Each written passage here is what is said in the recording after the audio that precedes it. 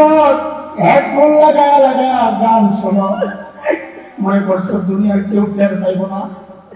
আল্লাহ বলেন কারো টের পাওয়ার দরকার নাই। যে কান দিয়ে তুই গুনাহ করো, তুই কানই তো তোর বিরুদ্ধে সাক্ষী দিবি।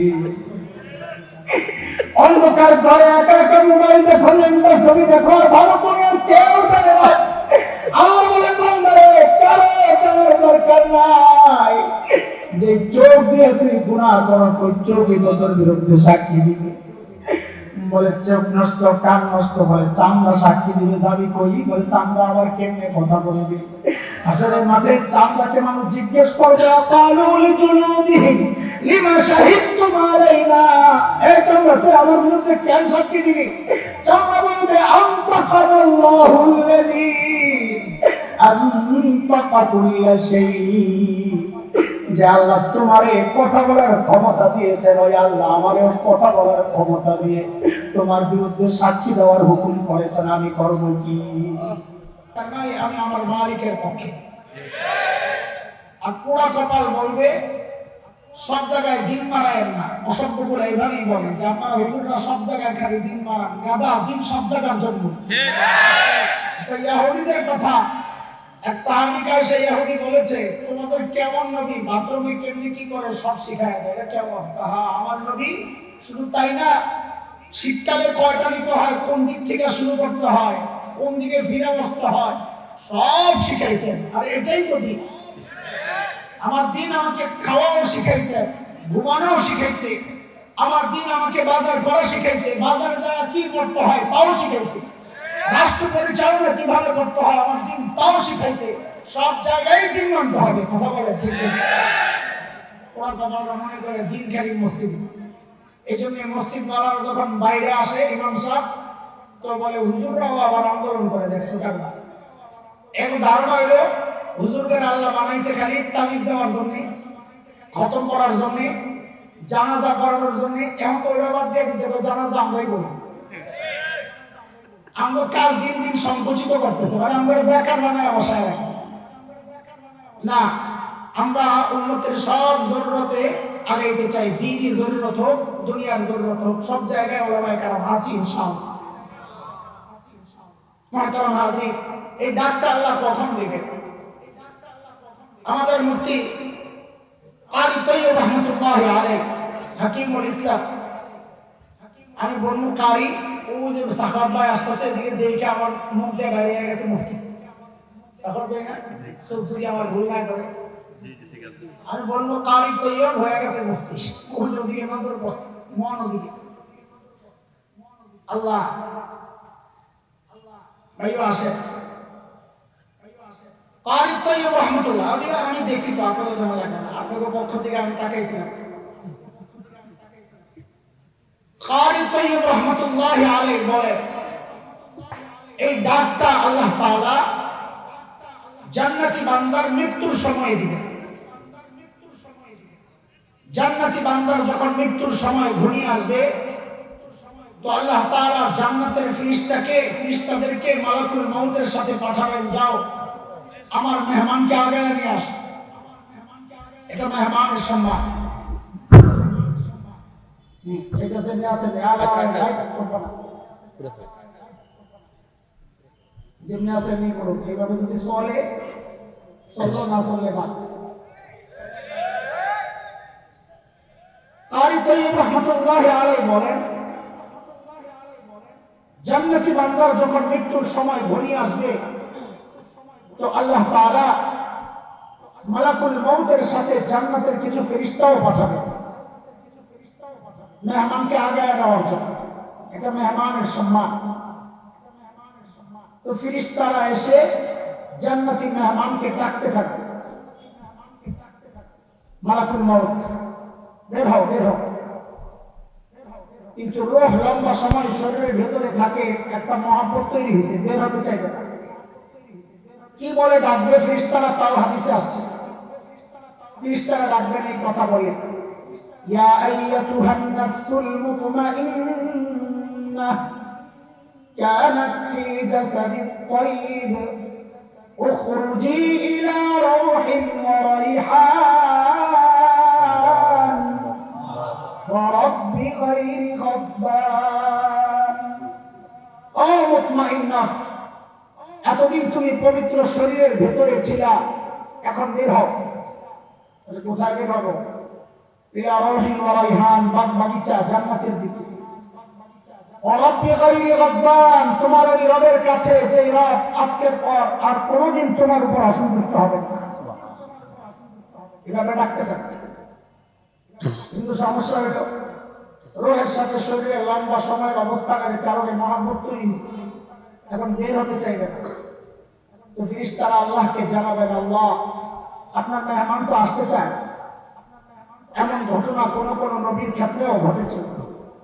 খলিল ইব্রাহিম আলাইহিস সালামের কাছে যখন মালাকুল মউত আসছে, তো খলিল মালাকুল মউতকে জিজ্ঞেস করতেছেন, ইয়া মালাকুল মউত আরাআইতা খলিলান ইয়াকবিদু রূহা খলিলিহি, এই মালাকুল মউত, তুমি এমন বন্ধু কাউরে দেখছো যে নিজের বন্ধুর জান কবজ করে? আমি না আল্লাহর স্পেশাল খাস বন্ধু, আমার জান কবজ করবে, এটা কেমন কথা? তো মালাকুল মউত চিন্তা করছে, হ্যাঁ কথা তো ঠিকই। ফাআরাজা মালাকুল মউত ইলা রাব্বি, মালাকুল মউত গেছে আল্লাহর কাছে, যা বলে, আল্লাহ আপনার খলিল তো এই কথা বলে যে কোন খলিল কি তার খলিলের জান কবজ করে? তো আল্লাহ মালাকুল মউতকে শিখায়া দিয়েছেন, কুল্লাহ, আমার খলিলকে যা বলো, হাল রাআইতা খলিলান ইয়াকরাহু লিকা খলিলিহি, আপনি এমন বন্ধু দেখছেন কোনদিন যে বন্ধু তার একান্ত বন্ধুর সাক্ষাৎকে অপছন্দ করে? সুবহানাল্লাহ। মালাকুল মউত খলিল তো বুঝছেন আল্লাহ কি বলতে। খলিল সাথে সাথে মালাকুল মউতকে বলে, ইয়া মালাকুল মউত ইকবিজ রূহি ইয়াসাহ, আমার জান তুমি এখনই কবজ করো, আমি আমার খলিলের সাথে সাক্ষাৎ করতে চাই। রূহ যখন বের হতে চাইবে না, ফেরেশতারা জানাবেন আল্লাহর কাছে, আল্লাহ আপনার মেহমান তো আসতে চায়। তো আল্লাহ তাআলা তখন বলবেন হাদিসের কথা, আমার মেহমানকে তার জান্নাতের বাড়িটা একটু দেখাবো। যেই না বান্দার সামনে জান্নাতের বাড়ি প্রকাশ পাবে, সে অস্থির হয়ে যাবে ওখানে যাওয়ার জন্য। ঠিক ওই মুহূর্তে আল্লাহর পক্ষ থেকে ডাক আসবে, ইয়া আইয়াতুহান নাফসুল মুতমাইন্নাহ ইরজিই ইলা রাব্বিকি রাদিয়াতান মারদিয়াহ ফাদখুলি ফি ইবাদি ওয়াদখুলি জান্নাতি। ও মুতমাইন নফস, বের হও, বের হও। দেখেন ফেরেশতারা ডাকার সময় বলেছিলেন বের হও, আল্লাহ বলেন বের হও না, ইরজিই, ফেরত আসো। আল্লাহ শব্দ বলে, আল্লাহ কি বলতেছে? ফেরত আসো। মানে কি? বের হও আর ফেরত আসার মধ্যে পার্থক্য আছে। বের হও মানে কেউ নিজের জায়গায় আছে, ওখান থেকে বের হও। ফেরত আসো মানে বাহিরে আছে, ঘরে বেরোটা। স্বাভাবিকভাবেই প্রশ্ন আসবে, তাইলে আমি যেখানে আছি ওটা আমার আসল ঠিকানা না? তো আল্লাহ তাআলা যেন জানায়া দিচ্ছেন, না ওইটা তো আসল ঠিকানা না। বলে আমার আসল ঠিকানা কোনটা? বলে ওই যে জান্নাত দেখা যায়। ইরজিই ইলা রাব্বিক, রবের দিকে ফেরত আসো। রাদিয়াতান মারদিয়াহ, দুনিয়ায় রবের সিদ্ধান্তে তুমি রাজি ছিলে, পরীক্ষা দিয়েছো, পরীক্ষায় পাস, আজকে ফলাফল ঘোষণা হচ্ছে মারদিয়া, রব তোমার উপর রাজি। এখন পুরস্কার, বলে যাও জান্নাতে চলে যাও। তবে বান্দার একা একা ভয় ভয় লাগতে পারে, এত বিশাল জান্নাতে একা একা যাবো, কেমন কেমন লাগতেছে। তালাবান্তি ভয় পেস না, ফাদখুলি ফি ইবাদি, আমার আরো স্পেশাল বান্দারা আছে তো, তাদের দলে মুক্ত হওয়া আগে ওয়াদখুলি জান্নাতি, মিলে জুলে সব মিলে জান্নাতে চলে যাও। সুবহানাল্লাহ। ও ভাই, আমাদের জীবনের অনেকের অনেক টার্গেট থাকে। কেউ ডাক্তার হবে, ইঞ্জিনিয়ার হবে, কেউ চেয়ারম্যান, কেউ মেম্বার, কেউ এমপি, কেউ ইউরোপ যাবে, আমেরিকা যাবে, সন্তানকে ওইটা বানাবে, ওইটা বানাবে, একটা বাড়ি বানাবে। এক একজনের এক এক টার্গেট থাকে। ইমানদারের টার্গেট তো এইটাই হওয়া উচিত যে আমার মৃত্যু যেন হয় ওই অবস্থায়, যে আমার মৃত্যুর সময় মালিক দেখে বলেন, ওরে বান্দা আমি তোর উপর আছি। চাই কি চাই না? সবাই চাই কি চাই না? বলেন বলেন, চাই কি চাই না? দেখেন এক সময় আমি খুব দোয়া করতাম আল্লাহর কাছে, আল্লাহ সাজদা অবস্থায় মৃত্যু দিও। আল্লাহ তোমার কালামের তিলাওয়াত করা অবস্থায় মৃত্যু দিও। আল্লাহ তোমার ঘরের তওয়াফ করা অবস্থায় মৃত্যু দিও। আল্লাহ জিহাদের ময়দানে এমন মৃত্যু দিও যে আমার লাশটা খুঁজে না পাওয়া যায়, টুকরা ছিন্ন বিচ্ছিন্ন হয়ে গোটা ময়দানে ছড়াইয়া ছিটাইয়া থাকে। আল্লাহ এই মৃত্যু দিও। খুব কান্তাম দোয়া করে করে। আরে কাবার গিলা ধরে ধরে যে কত কাঁদছে, কাবার দরজায় ঝুলে ঝুলা, খাটো মানুষ উঁচা লাভ পাই না তো ঝুলে পড়তাম, ঝুলে ঝুলে কত কান্না যে এই দোয়াগুলো করে করে কাঁদছি। হঠাৎ একদিন মাথায় আসছে যে দোয়া যা করতেছি ঠিক আছে, কেন? কারণ নবী আলাইহিস সালাম তো এইরকম এক অবস্থায় মৃত্যুবরণ করেন না। আম্মা জান আয়েশা রাদিয়াল্লাহু তাআলা আনহার কোলে মাথা রেখে শুয়ে শুয়ে মৃত্যুবরণ করেছে। আমি কি দোয়া করতেছি? দোয়া ঠিক আছে, তবে একটু ঘুরে এলে ভালো হয়। বুঝেছি, আমি নিজেই বুঝেছি যে না, দোয়া করবো আল্লাহ এমন মৃত্যু দিও যে মৃত্যুর সময় তুমি ডেকে বলবা, ও বান্দা আমি তোমার উপর রাজি। কেন? কারণ সেজদা অবস্থায় মৃত্যুবরণ করলাম, কিন্তু আমার মালিক আমার উপর রাজি না, ওই সেজদার তো কোনো দাম নেই। তিলাওয়াতের তওয়াফ অবস্থায় মৃত্যুবরণ করলাম, কিন্তু আমার মালিক রাজি না, ওই তওয়াফ আর তিলাওয়াতের তো কোনো দাম। এজন্য মালিক যেন রাজি থাকে চাইনি আমরা। এবার চাইনি কথা বলে, আমি চাইলেই হবে, আমি চাইলেই হবে, তো উপর থেকেও চাওয়া লাগবে। বাজারে এক পাগলা পাগলা হয়ে গেছে। আমাদের সাইড ভাই দেখা বলে, কে ভাই এত খুশি গেছে?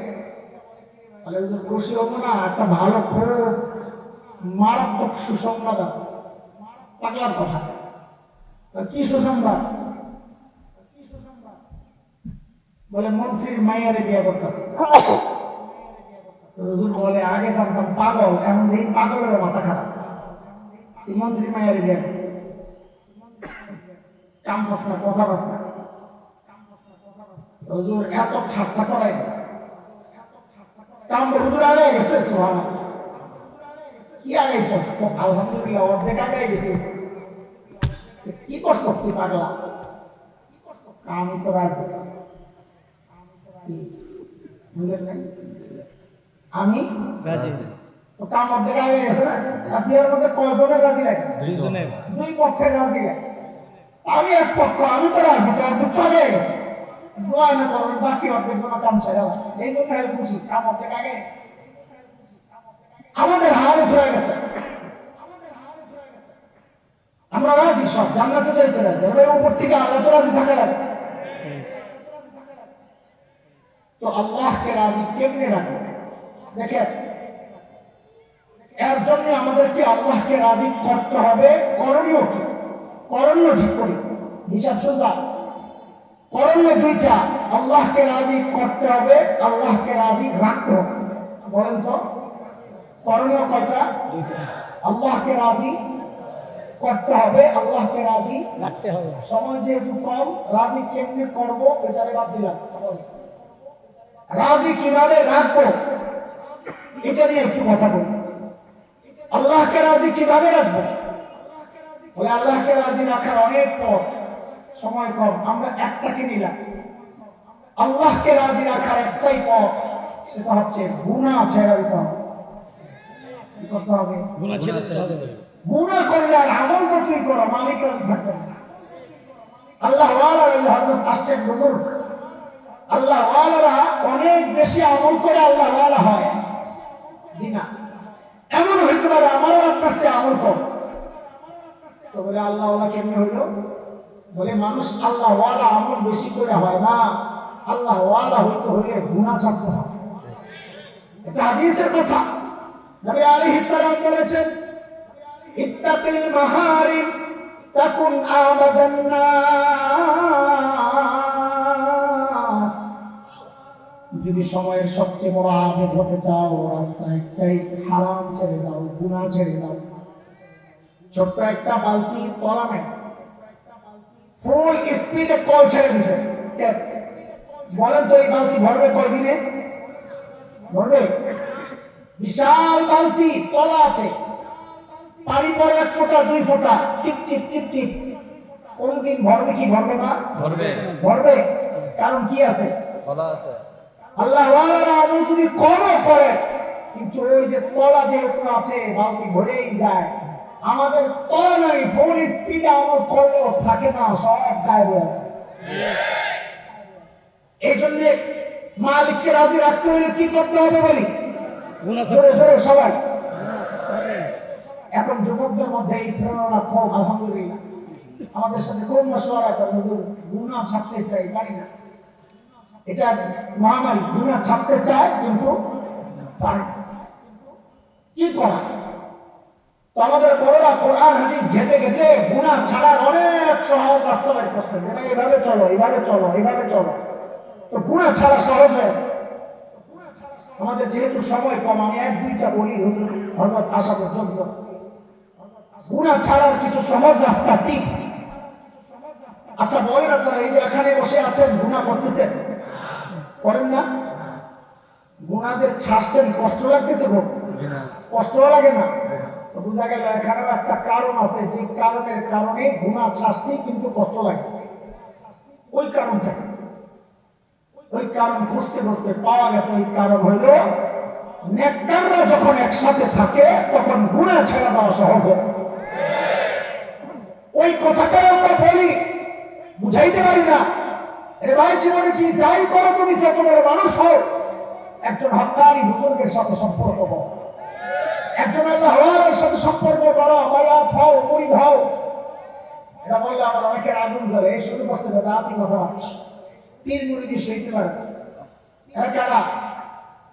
আমি বলি আর কি, বেশিরভাগ এরা যাদের ওস্তাদ হচ্ছে ফজিলাতুল শেখ আল্লামা মুফতি ইন্টারনেট লানাতুল্লাহ আলাইহি। আলমের কাছে ইন্টারনেট টিপলে সব পাওয়া যায়, মোল্লার কাছে যেমন কোন কামে, বুঝলেন না? আমরা বেরুলেস হয়ে গেছি এর কাছে, ইন্টারনেটে সব পাওয়া যায়। হুজুর কত জানি, ইন্টারনেট তার চেয়ে বেশি জানি, আমি তো তার চেয়ে বেশি শয়তানে জানি, বিশ্বাস না। একটা উদাহরণ বুঝেন কেন, এই টুপিটা নেককার না নেককারের পোশাক? নেককারের পোশাক। আচ্ছা বলেন তো আপনারা, টুপি পরে গুনাহ করা সহজ না কঠিন? কঠিন। কঠিন, বুঝে বলছেন তো?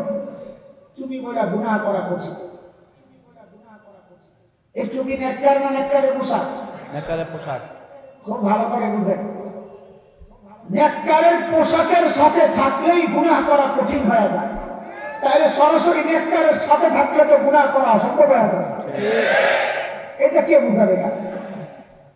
বুঝতেই চাই। চলেন গুনাহ ছাড়ার আরেকটা সহজ রাস্তা আমরা শুনি,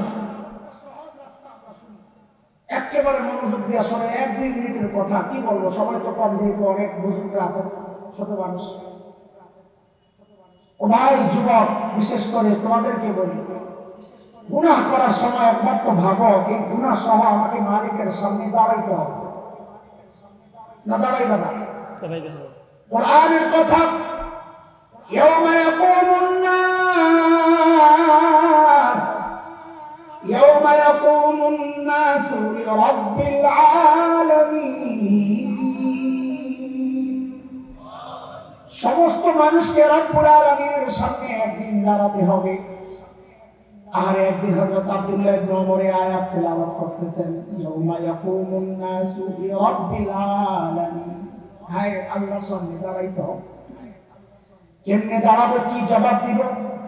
আব্দুল্লাহ ইবনে ওমর তেলাওয়াত করেন আর কাঁদতেছেন, আয়াত পড়তেছেন আর কাঁদতেছেন। হায় কেমনে দাঁড়াবো, কেমনে হিসাব দিব? রিওয়ায়াতে আসছে, আরে আব্দুল্লাহ ইবনে ওমর কাঁদতে কাঁদতে কাঁদতে কাঁদতে বেহুশ হয়ে পড়ে গেছে। সাইয়েদনা ওমর নামাজ পড়াইতেছিলেন, আয়াত আসছে, ওয়াকিফুহুম ইন্নাহুম মাসউলুন।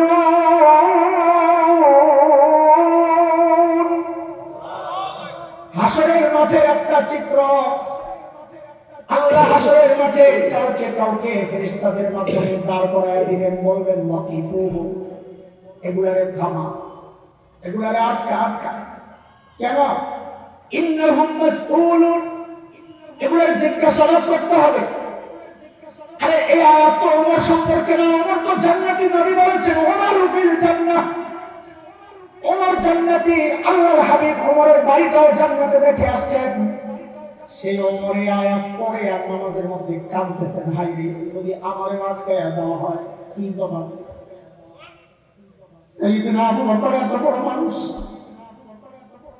একা একা জুড়ে যায় কাঁদতেন আর ধিক্কার দিয়ে দিয়ে নিজেকে বলতেন, ইবনে আবি কুহাফা, ওই আবু কুহাফার ব্যাপার, তুই মানুষকে হইলি, তুই মানুষকে হইলি, এখন আল্লাহর সামনে তুই কেমনে দাঁড়াবি, কেমনে হিসাব দিবি।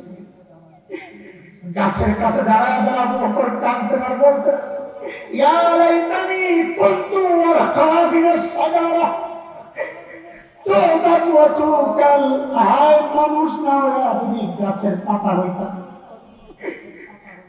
জীবজন্তু আমার চালায় চালায় খায়া ফেলতো, আমার হিসাব দেওয়া লাগতো না, এখন কেমনি হিসাব দিব। এর ভাই তুমি হয়তো ভাবতেছো আমি আল্লাহ আদালতে অস্বীকার করবো, আমি গুনাহ করি নাই। এর যুবক ভাই আমার, তুমি আর আমি হয়তো ভাবতেছি আল্লাহ আদালতে আমি অস্বীকার করবো, আমি গুনাহ করি নাই।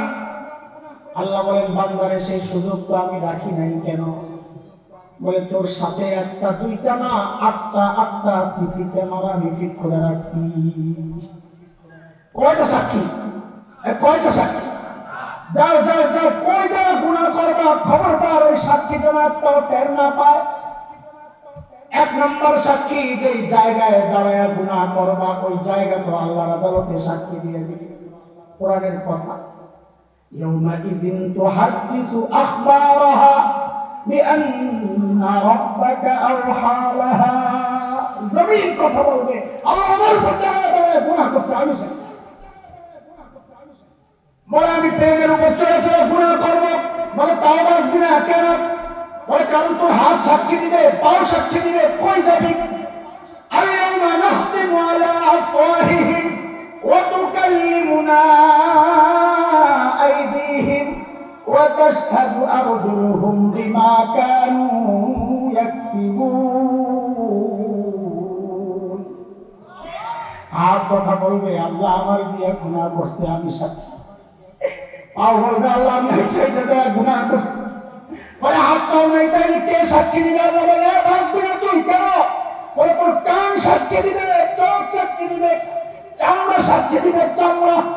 সূরা হামিমা সেজদা আসছে, মালিক বলে হাত্তা ইযা মা জাউহা শাহিদা আলাইহিম সামউহুম ওয়া আবসারুহুম ওয়া জুলুদুহুম বিমা কানু ইয়ামালুন।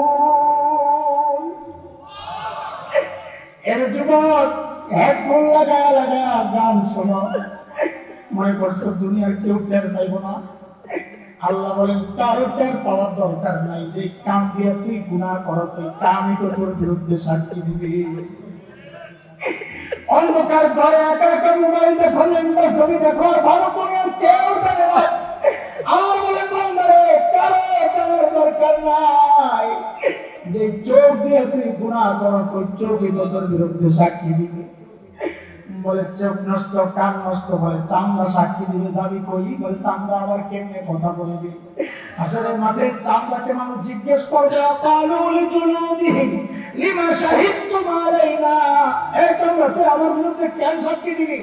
চামড়া বলবে আনতাকাল্লাহু আল্লাযী আনতাকা কুল্লা শাই, যে আল্লাহ তোমারে কথা বলার ক্ষমতা দিয়েছেন, ওই আল্লাহ আমারও কথা বলার ক্ষমতা দিয়ে তোমার বিরুদ্ধে সাক্ষী দেওয়ার হুকুম করেছেন, আমি করব কি?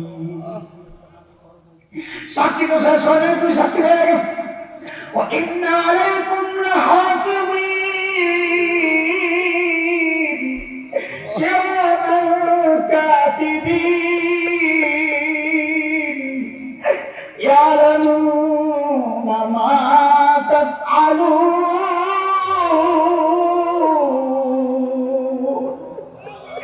কই কই যাও ফেরেশতারা সাথে সাথে ঘুরতেছে। আল্লাহ বলে তুই কি কি করছ না করছ সব ফেরেশতারা জানে, সাক্ষী দিয়ে দিবে। বলে আসল সাক্ষী তো এখনো রয়ে গেছে। বলে আসল সাক্ষী কি? তোর আমল নামা আসল সাক্ষী। সূরা কাহফের মধ্যে আসছে আমল নামা যখন পেশ করা হবে দেখে তো দিবে চিৎকার, মালি হাদাল কিতাব লা ইউগাদিরু সগীরা ولا كبيرة إلا أحصاها